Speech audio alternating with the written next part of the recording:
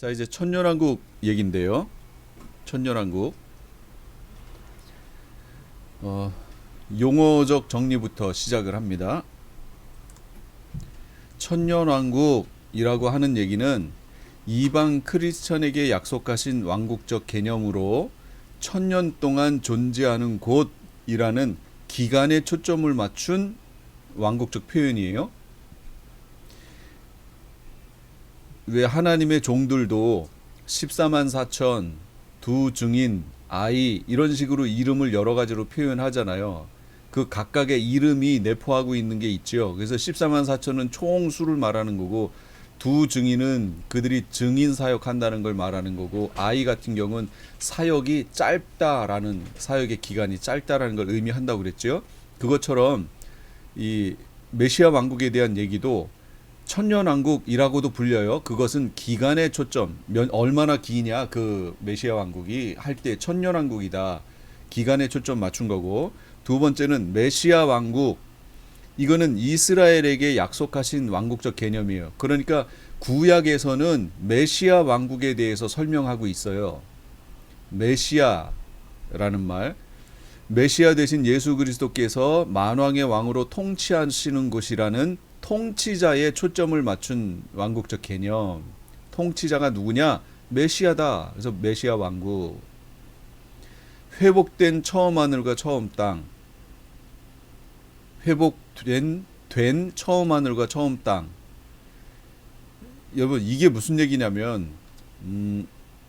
하나님이 그들에게 복을 주시며 하나님이 그들에게 이르시되 생육하고 번성하여 땅에 충만하라, 땅을 정복하라, 바다의 물고기와 하늘의 새와 땅에 움직이는 모든 생물을 다스리라 라고 아담과 하와를 만드신 후에 명령을 주셨죠.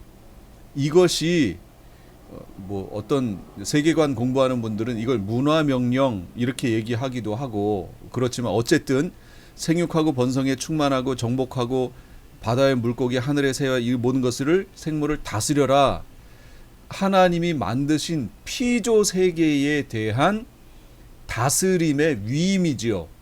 청지기적 위임을 얘기하는 거예요. 그걸 누구에게 주셨느냐? 우리 인간에게 허락하셨다는 거예요. 그래서 인간은 뭐냐? 하나님의 대리자다. 이 피조 세계에 대한 하나님의 대리자. 그게 누구냐? 그게 인간이다. 그 얘기입니다. 그들에게 주신 명령이에요, 지금 이게. 그러면 우리는 이것의 성취를 위하여 살아야 했지요. 그런데 그렇게 살지 못했습니다. 이 명령을 받자마자 곧바로 타락하게 됐고, 우리 인간은 그래서 죽음이라는 것을 맛보게 되지요. 경험하게 됩니다. 그런 과정에서 하나님께서 여러 가지 이 성경을 통해서 가르쳐 주시는 중에 희년이라고 하는 제도도 허락하시고, 그런 것들을 통해 하나님께서 보여주시고 싶었던 게 있었던 거예요. 그게 뭐냐? 이 처음 하늘과 처음 땅, 그 속에 하나님이 예전에 명령하셨던 이 명령이 성취되는 때, 지금까지는 성취가 안 됐어요. 이것이 성취가 되는 때가 이 땅 가운데 존재해야 된다. 그것을 뭐라고 얘기하냐? 그것을 희년이라고, 희년 제도를 통해서 그걸 보여주신 거예요. 예표하신 거예요. 그래서 우리 이 피조 세계에 대한 하나님의 그 뜻이 이루어지도록 하셨어요. 그래서 메시아 왕국을 뭐라고 부르냐면 처음 하늘과 처음 땅, 뭐죠? 에덴 동산 얘기하는 거예요. 거기에 그것을 회복하시는 모습, 그 모습이 있어야 돼요.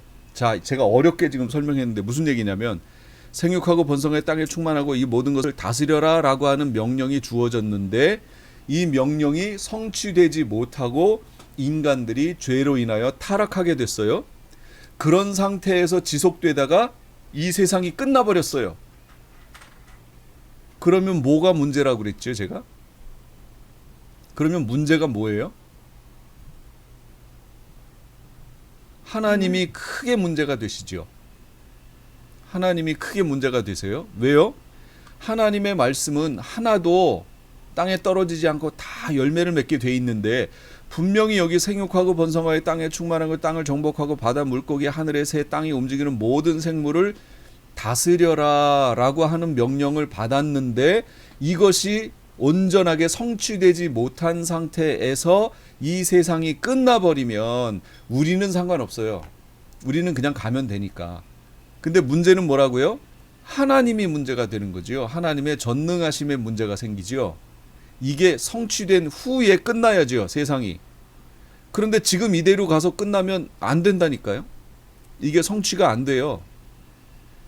여러분, 지금 세상에 있는 모든 생물이 우리 인간들의 통치 아래에 있나요? 여러분이 명령하면 그대로 들어요? 듣긴 뭘 들어요? 그냥 달려와서 그냥 다 죽죠. 큰일 나죠. 안 그렇다고요, 지금. 그러니까 지금 이게 성취되지 않은 상태에서 끝나면 안 돼요. 그럼 하나님의 전능하심의 문제가 생겨요. 그 얘기는 이것이 성취되는 세상이 한번 존재하고 그 다음에 세상이 끝나야 한다, 그 얘기죠. 그럼 이게 성취되는 세상이 어디냐? 그게 메시아 왕국이라는 거예요. 그게 메시아 왕국. 그래서 그 메시아 왕국을 회복된 처음 하늘과 처음 땅이라고 얘기하는 거예요. 그걸 다시 말하면 희년이라고 얘기하는 거예요. 희년. 모든 것이 회복되는 때라는 거예요. 그런데 지금 우리가 그 회복된 때를 살고 있다고 무천년적 관점을 취하면 그렇게 얘기하게 된다는 거지요. 그런데 여러분, 지금 정말로 회복된 때를 살고 있어요? 지금 우리가? 안 살고 있죠. 그럼 이따가 그 모습을 보여드릴게요. 일반적으로 정리. 천년왕국의 시작 전 두 짐승 불못에 넣었다고 그랬어요. 아까 마귀는 무저갱에 넣었어요. 그래서 그 마귀가 없이 1000년 동안 살아가는 것이 바로 천년왕국이에요. 메시아 왕국이에요. 그럼 천년왕국 시작 전엔 무슨 일이 있는가? 자, 보세요. 들어갈 자들을 준비하세요. 하나님이 준비하시는데 누구냐? 이 부분들을 잘 보세요. 메시아 왕국에 들어가는 사람들, 천년왕국에 들어가는 사람들이 누군지를 한번 잘 보세요. 첫째 부활자들이에요. 또 내가 보좌들을 보니 거기에 앉은 자들이 있어 심판하는 권세를 받았더라. 또 내가 보니 예수를 증언함과 하나님의 말씀 때문에 목배임을 당한 자들의 영혼들과 또 짐승과 그의 우상에게 경배하지 않고 그들의 이마와 손에 그의 표를 받지 아니한 자들이 살아서 그리스도와 더불어 1000년 동안 왕노릇했다. 1000년 동안 왕노릇해요. 누가 왕노릇해요? 첫째 부활자들이 왕노릇해요. 요 다음 절이 뭐냐면 이는 첫째 부활이라 이렇게 나와요. 그 나머지 죽은 자들은 1000년이 차기까지 살지 못하더라 하고서 그 다음에 이는 첫째 부활이라 이렇게 나옵니다. 성경의 내용이 그래요. 그래서 첫째 부활자들이 바로 이 천년왕국에서 메시아 왕국에서 왕노릇합니다. 그리스도와 더불어 1000년 동안 왕노릇한다고 그랬잖아요. 저는 지금 신학으로 꾸민 거 없어요. 그냥 성경에 있는 대로 지금 말씀드리는 거예요. 두 번째 누가 들어가느냐? 휴거자들이 들어가요. 휴거됐던 이들. 그가 큰 나팔 소리와 함께 천사들을 보내리니 그들이 그의 택하신 자들을 하늘 이 끝에서 저 끝까지 사방에서 모으리라. 그 후에 우리 살아남은 자들도 그들과 함께 구름 속으로 끌어올려, 여러분 구름 속으로 끌어올려 공중에서 주를 영접하게 하시는 이 현상이 있어요, 없어요? 있지요. 이게 너무 길어서 휴거라고 얘기하는 거예요. 그런데 휴거라는 단어가 없다고, 휴거 현상이 없다고 얘기하면 참 답답해집니다. 구름 속으로 끌어올려 공중에서 주를 영접하게 하시리니 그리하여 우리가 항상 주와 함께 있으리라. 자, 이렇게 올라갔던 이들이 어떻게 해요? 예수님 재림하실 때 같이 지상 재림하여 그때부터 천년왕국 동안, 메시아 왕국 동안 거기에 함께 살게 되는 겁니다. 자, 그 다음에 또 누가 메시아 왕국에, 천년왕국에 들어가느냐? 세 번째, 이스라엘 사람들이 들어가요. 보세요. 스가랴 12장 14장 얘기인데 그 중에 여호와가 말하노라 이 온 땅의 3분의 2는 멸망하고 3분의 1은 거기 남으리니 내가 그 3분의 1을 불 가운데 던져 은같이 연단하며 금같이 시험할 것이라. 그들이 내 이름을 부르리니 내가 들을 것이며 나는 말하기를 이는 내 백성이라 할 것이요 그들은 말하기를 여호와는 내 하나님이시라 하리라. 이스라엘이 이렇게 돌아온다는 얘기예요. 지금 이스라엘의 3분의 1, 예, 지금 중동 이스라엘에 있는 그 3분의 2는요 죽고 그 중에 3분의 1이 살아남아서 불 가운데 던져져요. 그럼 불 가운데 던져지는 이 연단이 뭐예요? 바로 7년 환란의 후 3년 반에 있는 대환란이에요. 그래서 이걸 대환란이라고 얘기하는 거고, 그걸 불로 연단한다고 얘기하는 겁니다. 그 환란 때 이스라엘이 그대로 거기에 던져져요. 그럼 이방 교회는 어떻게 된다고요? 그 기간에 예비처에 가는 거예요. 예비처에 가서 보호받는 거예요. 여러분, 예비처라는 단어가 성경에 있어요, 없어요? 없어요. 단어가 없다고, 그런 현상이 없다고 얘기하면 안 된다고 얘기했죠. 분명히 예비하신 곳이 있더라 그랬잖아요. 예비하신 곳으로 갑니다. 그게 마지막 때 있을 일이에요. 여러분, 단어가 없다고, 그 현상이 없다고 얘기하시면 그걸 아는 분들 속에 가면 무식하다는 얘기 들어요. 죄송한 표현이지만 그렇게 표현하시면 안 돼요. 예비하신 곳도 있고 휴거도 있고 공중재림도 있고 지상재림도 있어요. 그 다음에 네 번째 들어가는 부류가 있습니다. 이 부류 때문에 아까 용을 1000년 동안 무적행에 가둬놨던 거예요. 무슨 현상인가 보세요.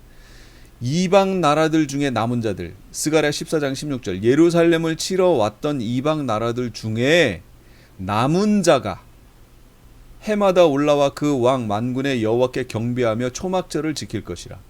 여러분, 이게 무슨 얘기냐면 이방 나라들 중에 아마겟돈 전쟁을 하러 왔던 이방 나라들 있죠. 이미 이방 나라들 중에 구원 얻을 하나님의 백성들은 다 휴거했어요. 올라갔어요. 그런데 6번째 대접 사건에서 유브라데 강의 말랐고 동방에서부터 왕들이 모이기 시작했죠. 그럼 그 왕들이 왜 어떻게 모였느냐? 용과 바다 짐승과, 그러니까 짐승과 거짓 선지자의 입에서 나온 더러운 영, 개구리와 같은 더러운 영이 나와서 이것이 가서 왕들을 꼬드겨서 아마겟돈 마지막 전쟁 하게 될 아마겟돈 전쟁을 위해서 그 왕들을 모았다고 그랬잖아요. 그것으로 인하여 그 이방 나라에서 많은 군대가 몰려듭니다. 아마겟돈 전쟁을 하기 위해서. 그 아마겟돈 전쟁을 하기 위하여 몰려들었던 이방 나라들 중에 남은 자들이 있어요. 다 죽지 않았어요. 예수님이 재림에 내려오셔서 그들을 다 죽이지 않았어요. 그 중에 살아남은 자들이 있습니다. 그 살아남은 자들 얼마가 메시아 왕국 안으로 들어가게 됐어요. 하나님이 이 일을 왜 하셨는지 모르겠어요. 그러나 이걸 하셨어요. 이 현상이 나타났어요. 그래서 그 1000년 기간 동안에 무슨 일이 벌어지느냐? 혈과 육을 가지고 있는 인간이 누릴 수 있는 최고의 복과 자유가 있는 곳이에요. 이게 메시아 왕국이에요. 마치 뭐와 비슷해요? 에덴 동산, 죄짓기 전 에덴 동산과 같아요. 회복된다고 그랬잖아요. 그 모습이에요. 살아있는 성도라면 반드시 기다리고 소망하며 바라봐야 되는 곳이에요. 생육하고 번성하고 충만하고 땅을 다스리는. 그래서 실제적으로요, 아담이 그때 동물들에게 나오는 동물들의 이름을 지어준 것처럼 이름을 지어줬다라는 것은, 여러분, 강아지가 있는데 그 강아지의 이름을 여러분이 지어주나요? 강아지가 여러분의 이름을 지어주나요? 여러분이 강아지 이름 지어줘요? 강아지가 여러분의 이름을 지어줘요? 여러분이 강아지의 이름을 지어주잖아요. 그건 무슨 얘기지요? 그 강아지는 나에게 속한 존재다라는 거지요. 내 다스림의 대상이라는 거지요. 아담이 동물들의 이름을 지어줬다라는 얘기는 하나님께서 다 붙여주셨잖아요.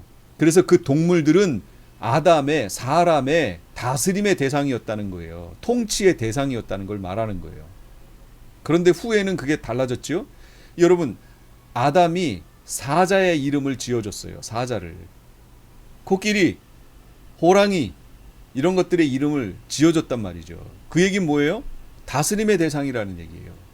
그런데 그러자마자 타락해버렸어요. 그 타락으로 말미암아 이제는 그 동물들을 우리가 무서워하게 되는 거지요.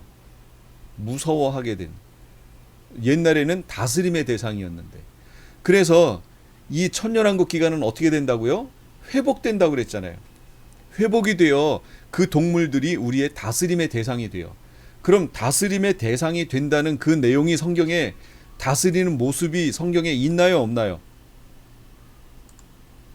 여러분, 다스리는 모습이 성경에 있잖아요.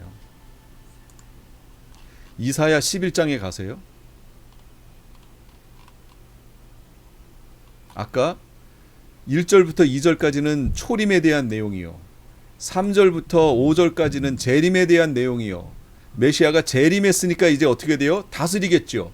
그때에 이리가 어린 양과 함께 살며 표범이 어린 염소와 함께 눕고 송아지와 어린 사자와 살진 짐승이 함께 있어 어린 아이에게 끌리며 암소와 곰이 함께 먹고 그것들의 새끼가 함께 엎드리며 사자가 소처럼 풀을 먹을 것이고 젖먹는 아이가 독사의 구멍에 장난하며 젖된 어린아이가 독사의 굴에 손을 넣을 것이라.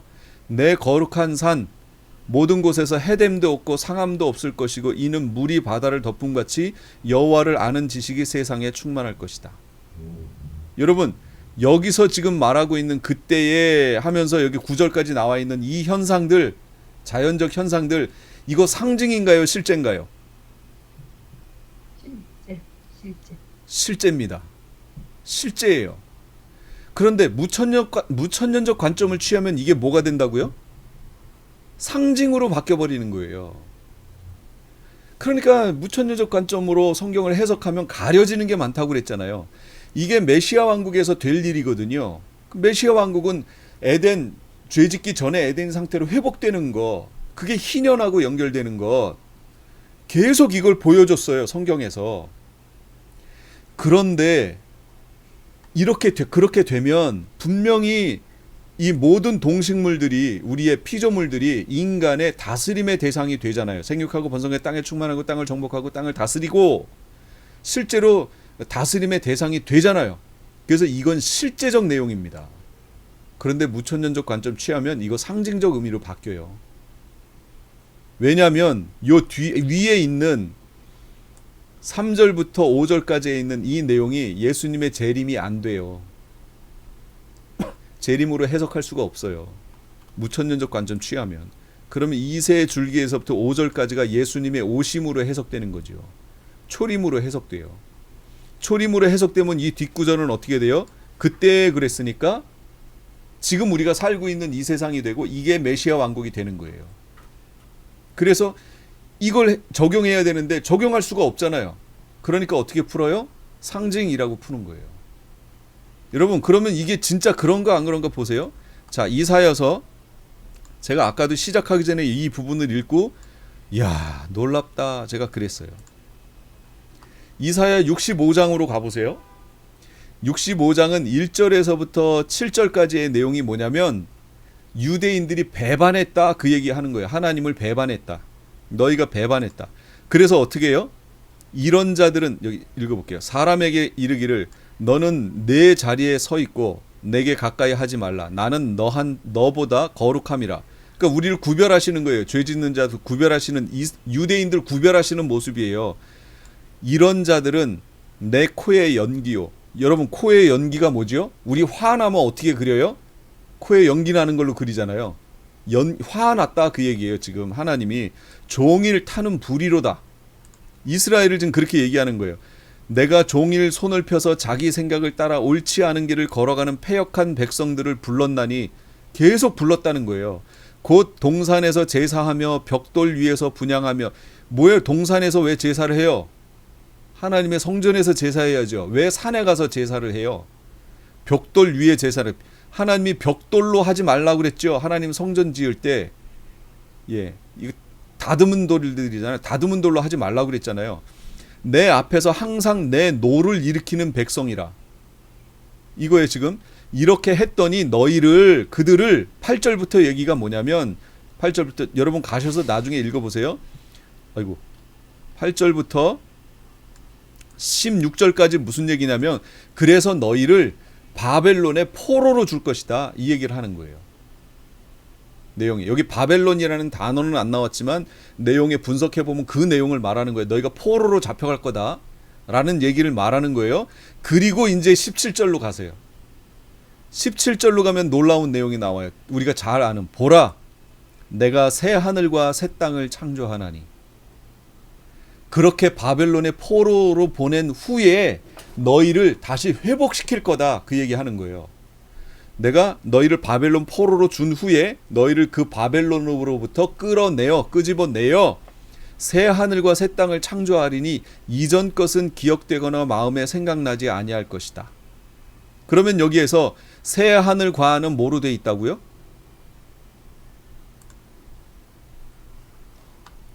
이제 원어로 가야죠. 새 하늘과. 그러면 여기 원어로 갈게요. 자, 하늘과 쌍수라고 나왔죠.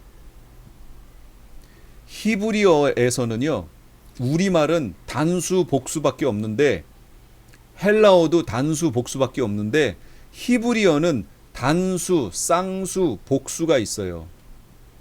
단수는 하나고 복수는 여러 개란 얘기고 쌍수는 두 개라는 얘기예요.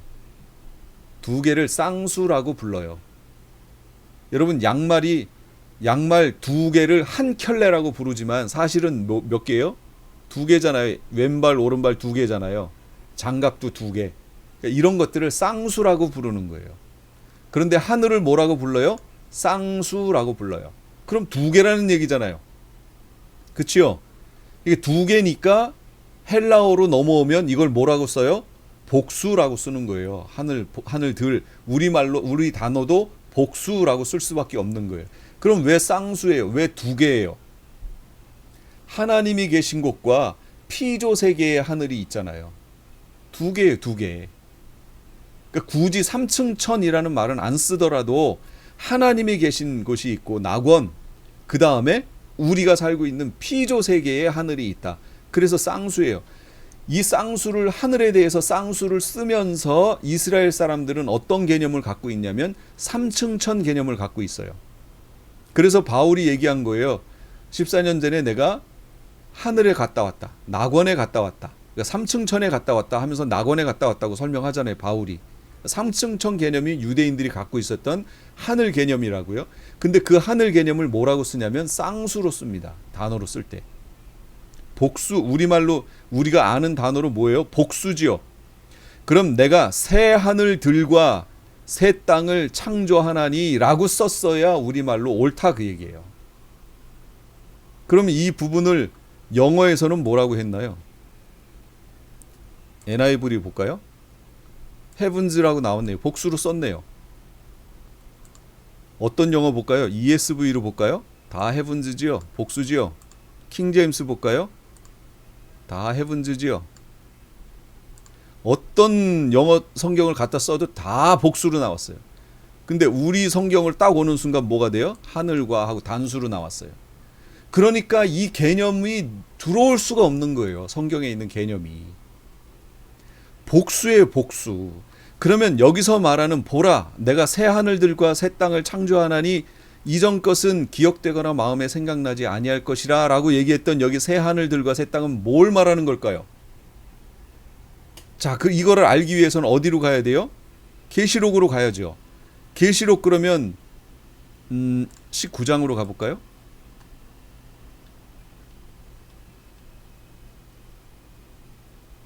아, 20장으로 갈게요. 20장.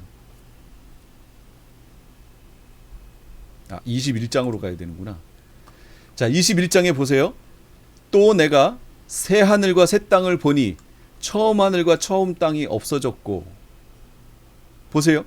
새 하늘과 새 땅을 보니 계시록 21장이에요. 21장. 그럼 계시록 21장에 나와 있는 새 하늘과 새 땅은 뭘까요? 단수일까요? 복수일까요? 여기도 그죠. 복수하겠죠. 단수지 천국이니까. 그렇죠. 자, 계시록 21장 새 하늘과 여기로 넘어가요. 자, 단수로 나왔죠. 원어가 단수로 나왔다고요. 그런데 메시아 왕국을 얘기하는 베드로후서 3장 17절인가? 3장 몇 절이죠?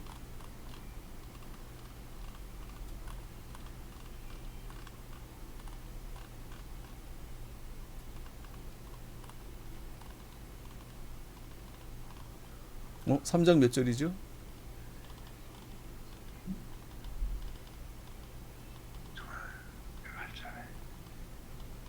여기 있네.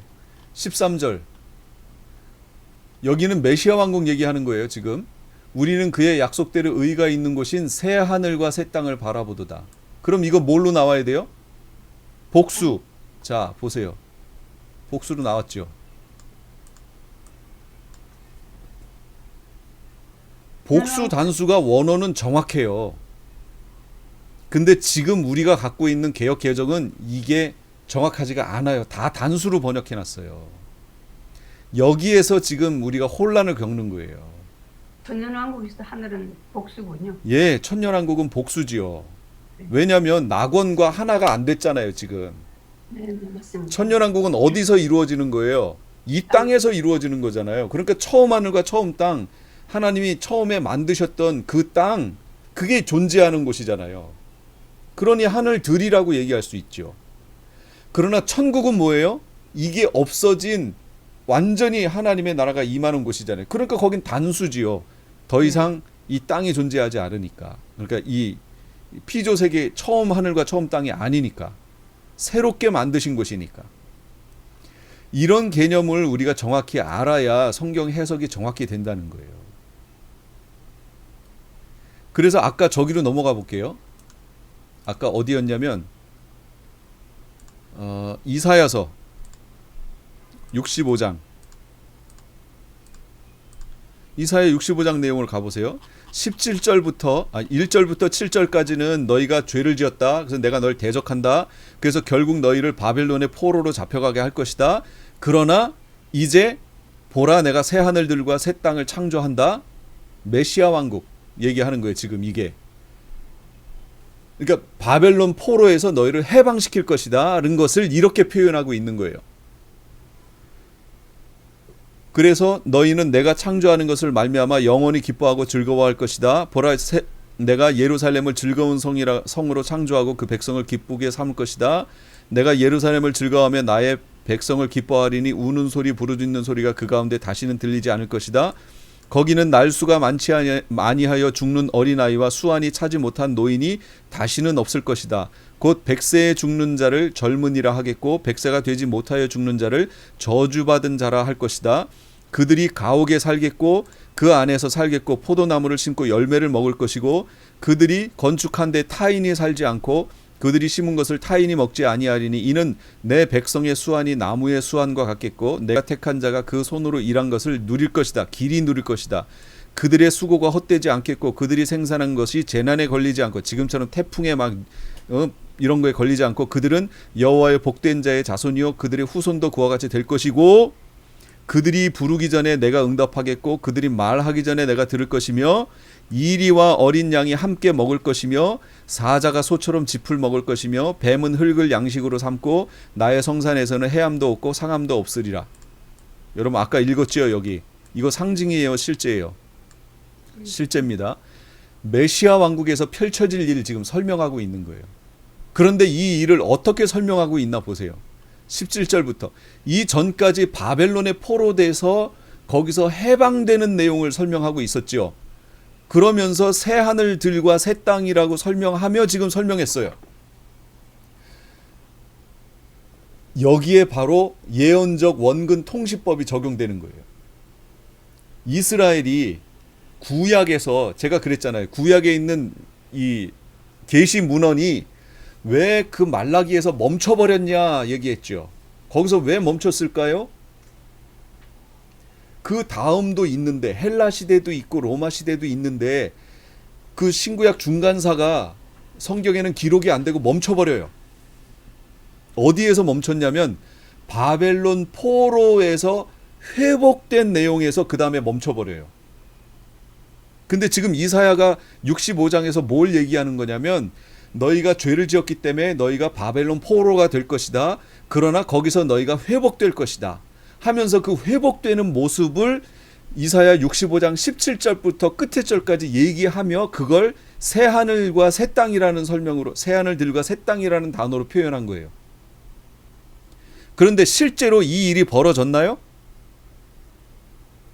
여기 지금 이사야 65장 17절부터 끝절까지 있는 새 하늘들과 새 땅이라고 표현한 이 밑에 있는 내용들, 내 백성의 수완이 나무의 수완과 같고 백세가 못되어 죽는 자들은 저주받은 것이고 동물들이 이리와 어린 양이 함께 먹고 사자가 소처럼 짚을 먹고, 이거 이루어졌나요?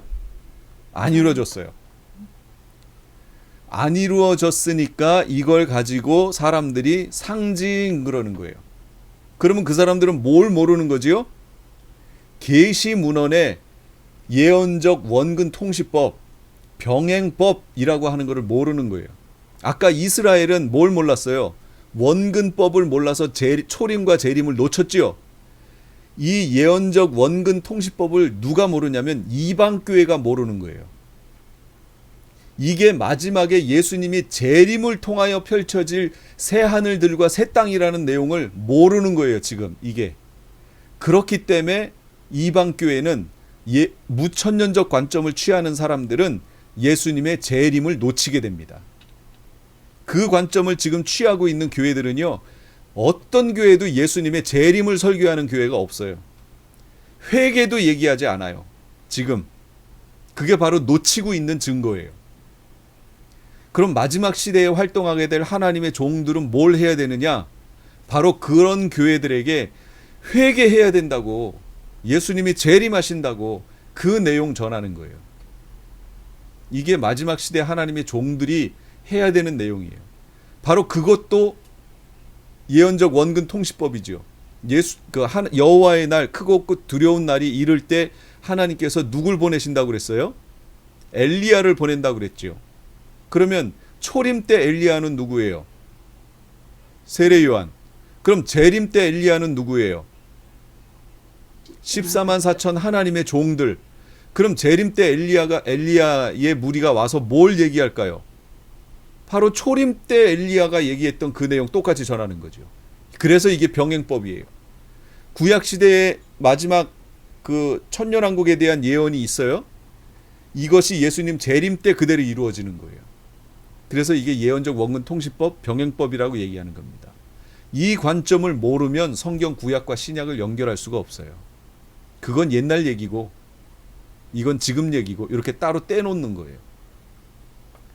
계시문헌 해석 방법이에요. 그래서 제가 제일 중요하다고 세미나 할 때 계시문헌 해석 방법은 첫 번째 원근법이 있고, 요건 이스라엘이 주로 놓쳐요. 그 다음에는 병행법이 있습니다. 이거 다른 말로 예언적 원근 통시법, 이거는 이방 교회들이 이걸 주로 놓쳐요. 그래서 성경을 우리가 이스라엘하고 해석해 버리는 거예요. 대체 신학.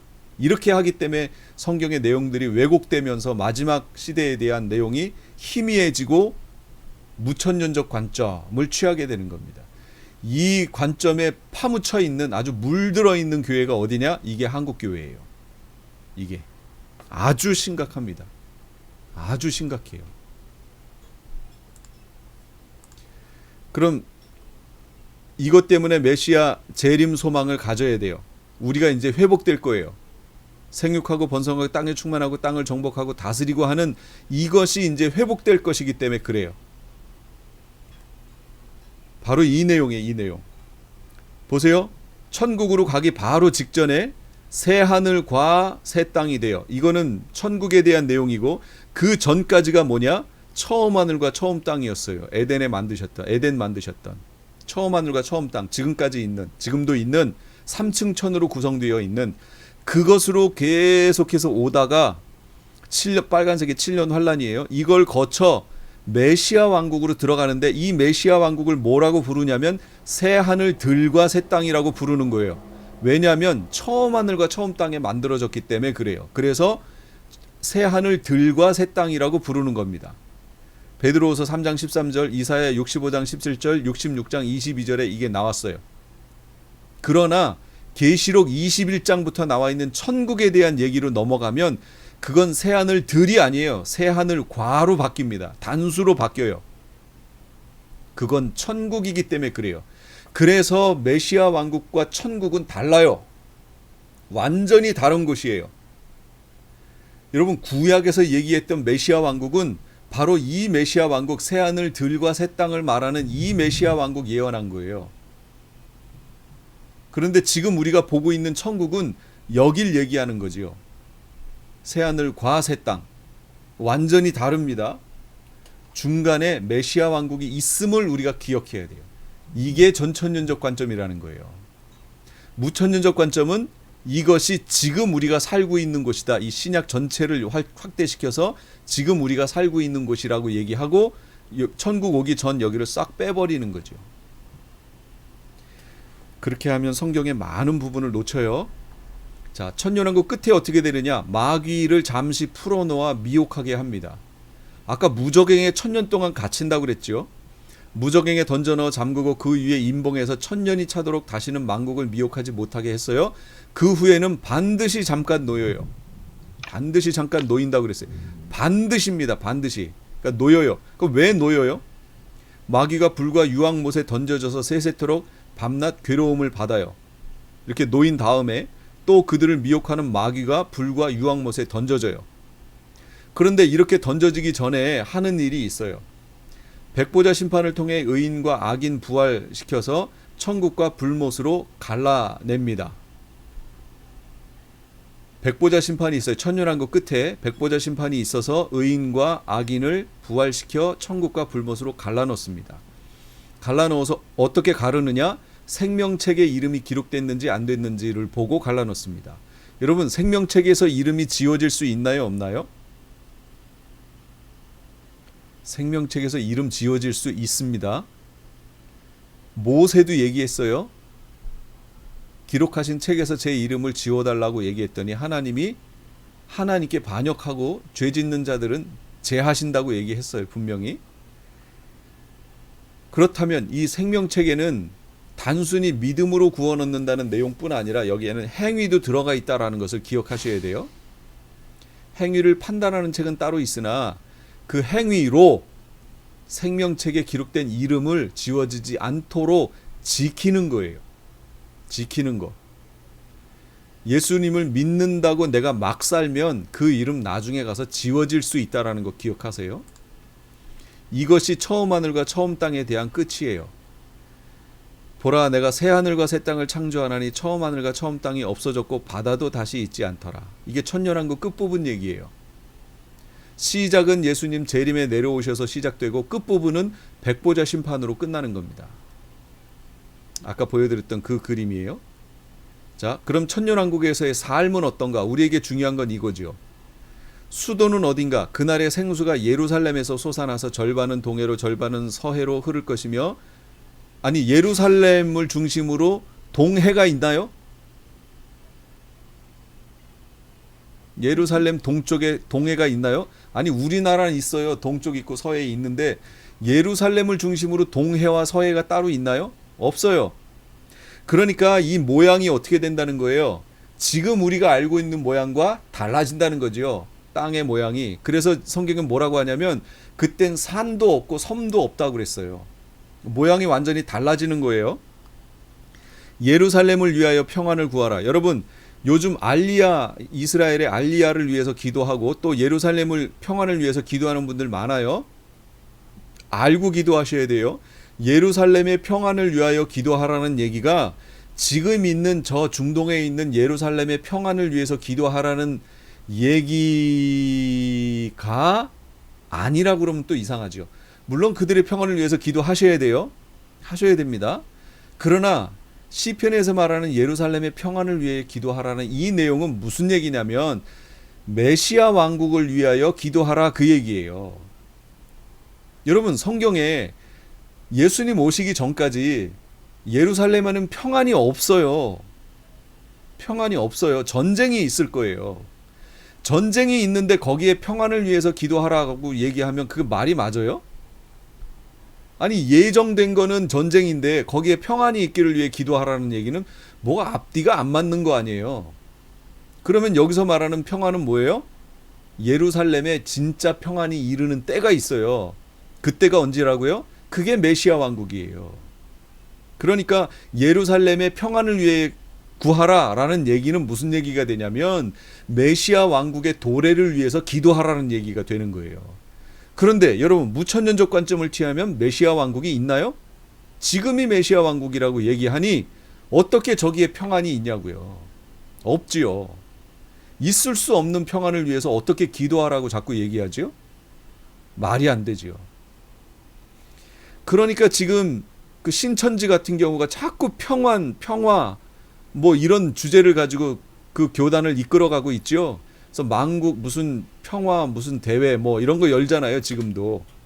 이거 하나도 이루어지지 않는 내용이에요. 이거 다 거짓 메시지예요. 사람들 속이는 거예요. 근데 사람들 여기에 다 속아 넘어갑니다. 지금 다 속아 넘어가고 있어요. 예루살렘을 사랑하는 자는 형통하리로다. 사람이 그 가운데 거하며 다시는 저주가 있지 아니하리니 예루살렘이 안연히 서리로다. 보세요. 여기 스가랴 14장 여기 메시아 왕국 얘기하는 거거든요. 예수님 오신 후 예루살렘이 안연히 서리로다. 언제요? 예루살렘의 평안이 성취되는 거잖아요. 메시아 왕국 때. 그러니까 이걸 위해 기도하란 얘기예요. 예루살렘, 결국 예루살렘의 평안을 위해 기도한다는 것은 메시아 왕국을 위해 기도하라는 의미예요. 알고 기도하셔야 됩니다. 천년왕국에서 지킬 절기가 뭐냐? 초막절을 지킨대요. 초막절, 장막절, 수장절 얘기하는 거예요. 이게 메시아 왕국을 상징한다고. 그래서 절기가 있는데 봄절기, 가을절기가 있고 가을절기에 나팔절, 그 다음에 속죄일, 그 다음이 초막절이잖아요.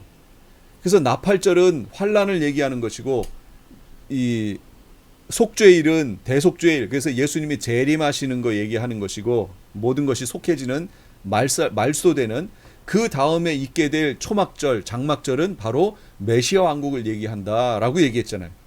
그러니까 그 메시아 왕국 절기가 바로 장막절, 초막절이라고 얘기하는 절기예요.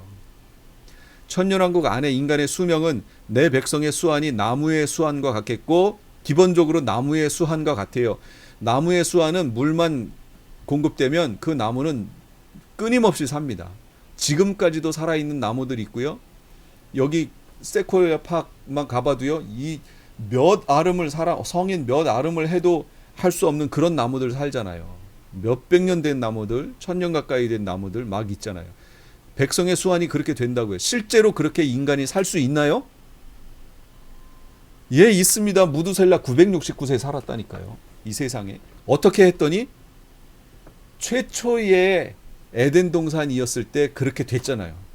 근데 지금 메시아 왕국은 어떻게 되는 거지요? 그 당시로 회복된다고 그랬잖아요. 그러니 1000년 살지요. 그래서 천년왕국 맞아요.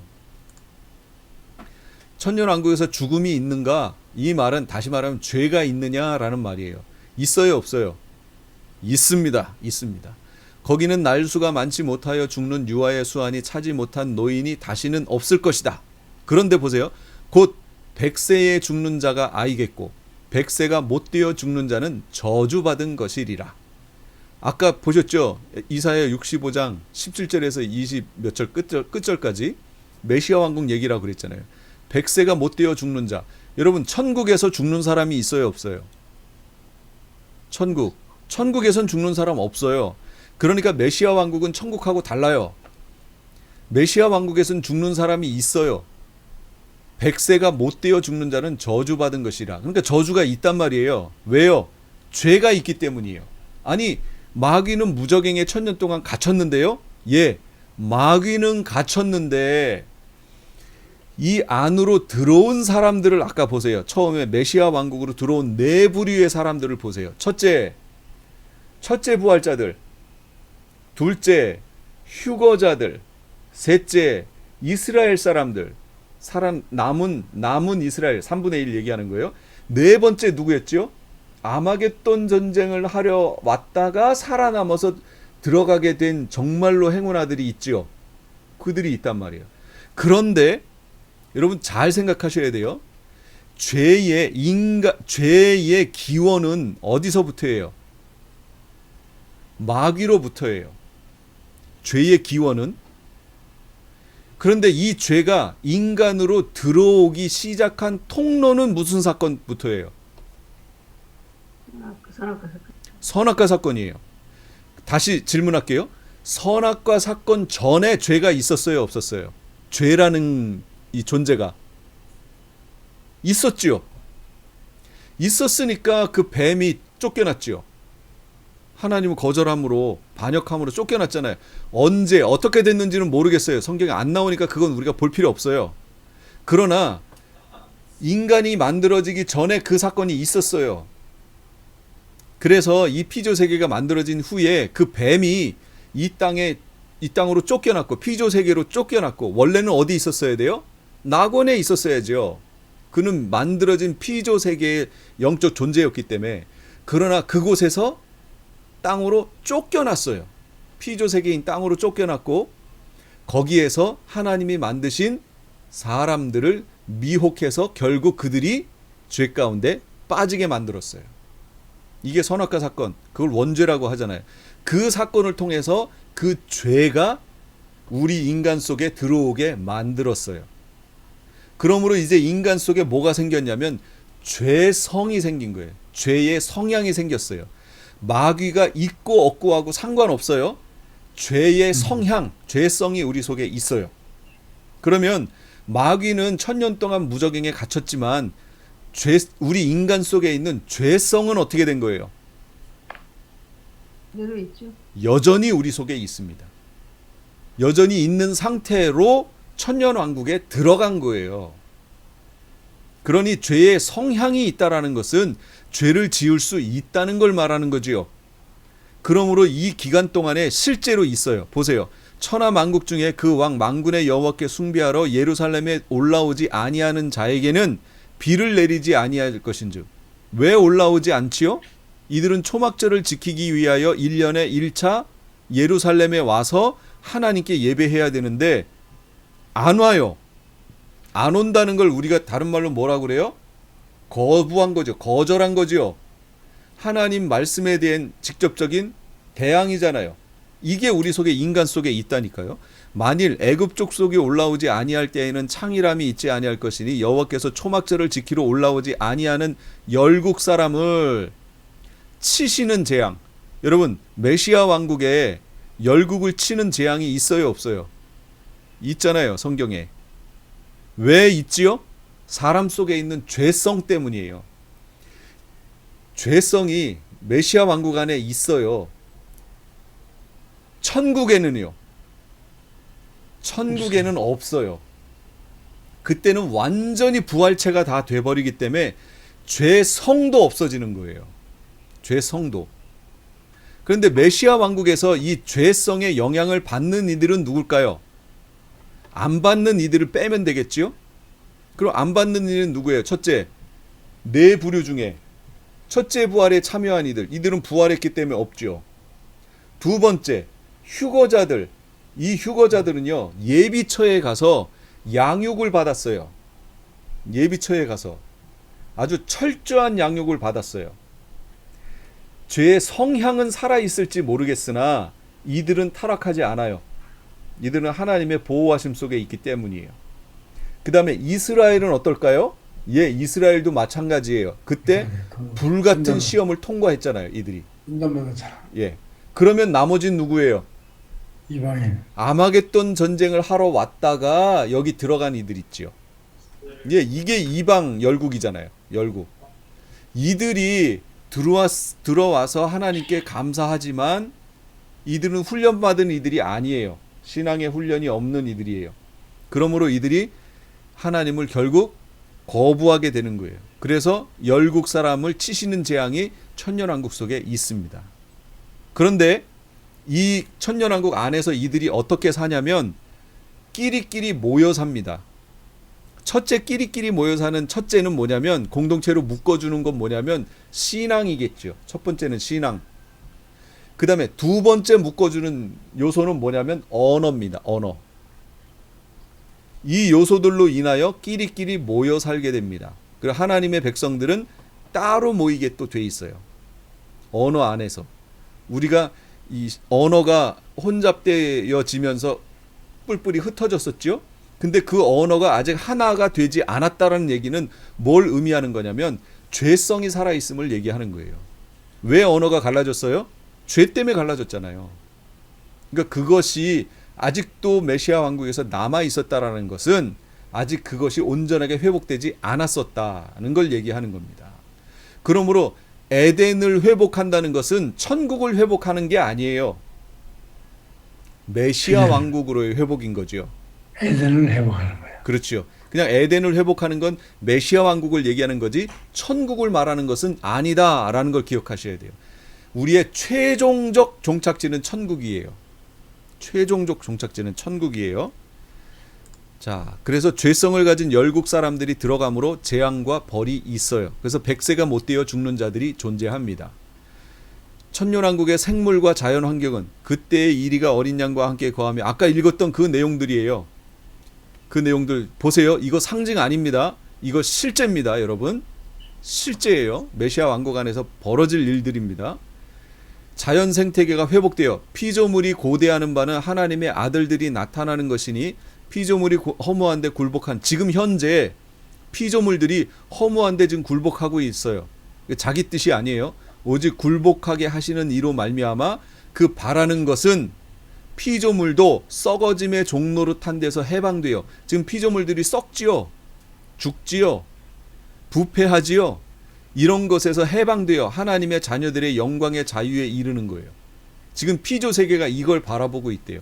이건 사람만 바라보는 게 아니라는 거예요. 하나님이 만드신 피조 세계도 이걸 바라본다는 거예요. 그렇다면 우리가 이런 걸 알 수 있죠. 지금 세상이 왜 이렇게 됐어요? 죄 때문이지요. 죄 때문에 이 모든 것이 파괴된 거 아니에요. 이것의 회복을 지금 우리 인간뿐 아니라 피조 세계 전체도 이 모든 것의 회복을 기다리고 있다. 자신이 일한 것을 타인이 취하지 않아요. 하나님과의 온전한 대화가 있는 곳이에요. 부르기 전에 내가 응답하겠고. 여러분 지금 기도 제목 하나 응답받으려면 여러분 어떻게 하셔야 돼요? 소나무 뿌리 하나 뽑으셔야죠. 금식하면서. 안 그런가요? 그런데 이때는 달라요. 부르기 전에 응답하시는 거예요.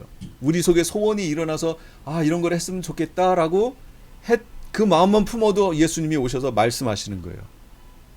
그런 관계가 된다고요. 얼굴과 얼굴을 맞대어 보는 그런 관계.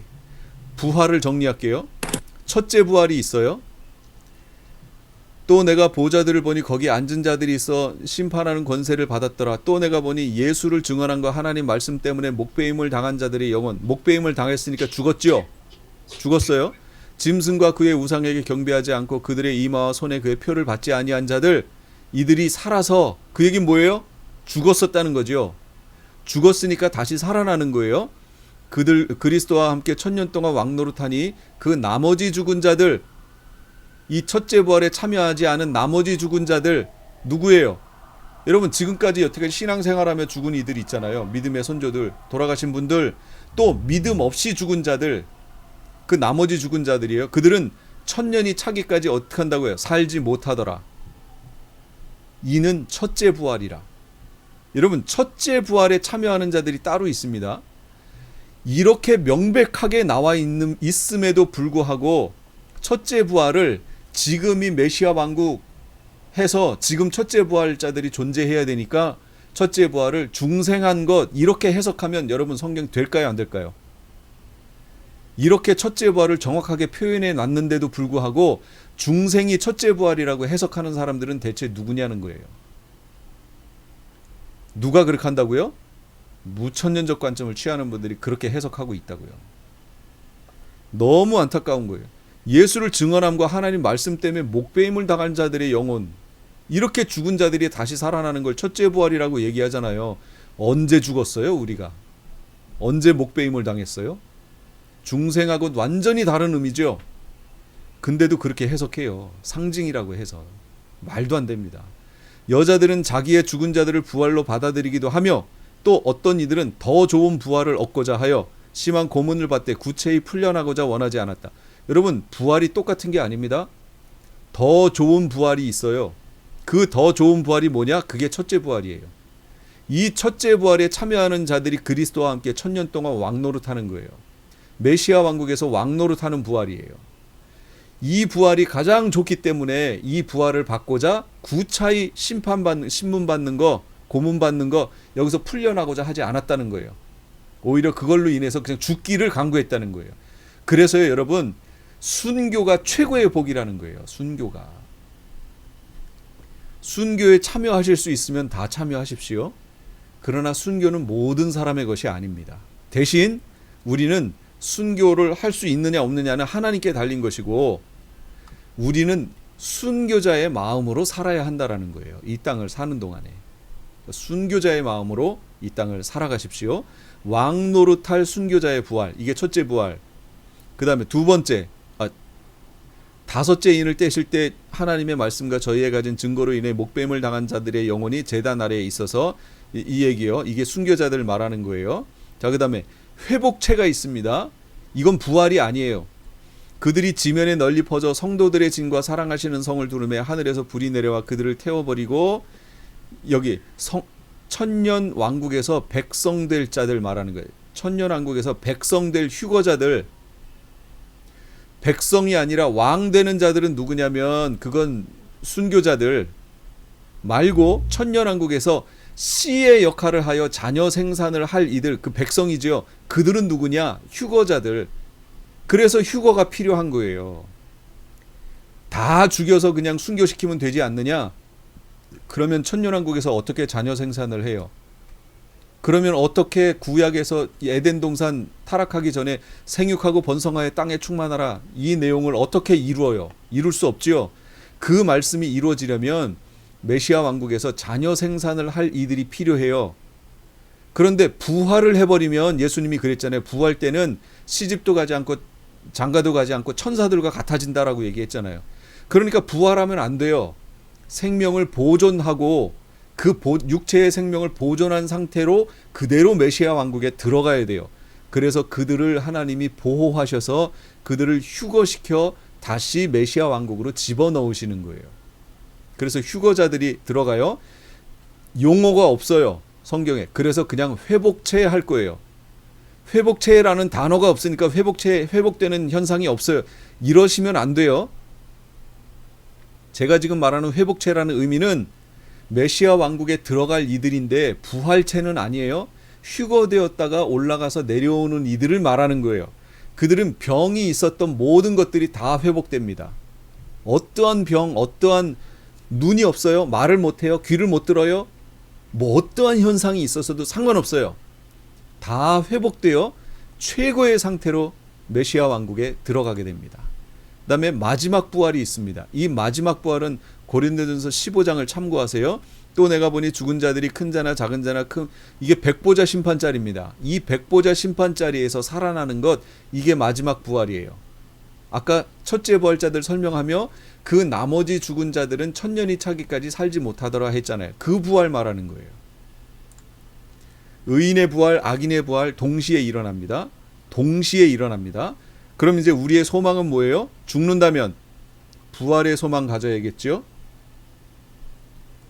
그 다음에 살아있다면 지금 말하는 거죠. 주님 앞에 서도록 바라야겠죠. 첫 번째는 휴거하든지 예수님 재림을 보든지. 그래서 데살로니가에서 뭐라고 하냐면, 우리의 소망이나 기쁨이나 자랑의 면류관이 무엇이냐? 그가 강림하실 때 우리 주 앞에 너희가 아니냐. 강림을 바라봐야죠. 누가복음도 너희가 장차 올 이 모든 일을 능히 피하고 인자 앞에 서도록 항상 기도하며 깨어 있으라. 지금 우리가 이걸 위해 기도해야 된다는 거예요. 인자 앞에 서도록. 인자 앞에 서는 거 뭐예요? 재림이잖아요. 그럼 재림 소망 가지고 살아야 한다고 지금 성경이 얘기하는 거잖아요. 그런데요, 이 관점이 없으니까 무천년적 관점을 취하는 분들의 설교 속에는 재림이 없는 거예요. 재림이 없는 거예요. 성경 전체는요, 재림과 연결되어 있습니다. 재림을 꿈꾸며 재림을 바라보며 그걸 기도하고 거룩함과 화평함으로 그 재림 하시는 예수님을 맞도록 그렇게 있어라라고 바울이 계속 얘기했는데, 지금 교회들이 그걸 다, 중요한 내용을 다 빼먹었어요. 왜 그랬을까요? 신학의 문제입니다. 제가 봤을 때는. 그래서 이런 그림이 나오게 되고 우리가 천년왕국으로 이제 들어가게 된다.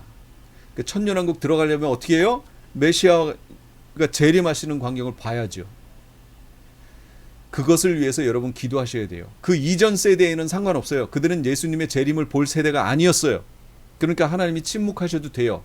그들은 어차피 죽어서 낙원에 있다가 천국 갈 거니까, 천년이 차기까지 살지 못할 거니까 상관없어요. 그러나 지금 세대는 그게 아니에요. 지금 세대는 유대인들의 구원의 수가 날로 늘어나고 있고, 이방인의 구원의 수는 날로 줄고 있어요. 이 현상을 통해 뭘 알 수 있어요? 마지막 때라는 걸 알 수 있는 거예요. 그러므로 지금은 계속해서 무천년적 관점을 전하고 있으면 안 돼요. 그러면 마지막 시대를 준비 못 시켜요. 전천년적 관점을 취해서 예수님의 오심을 재림을 강조하고 회개하고 준비하고 있으라고 얘기해야 돼요. 이게 성경의 얘기입니다. 계시록에서 그걸 지금 말하고 있는 거예요.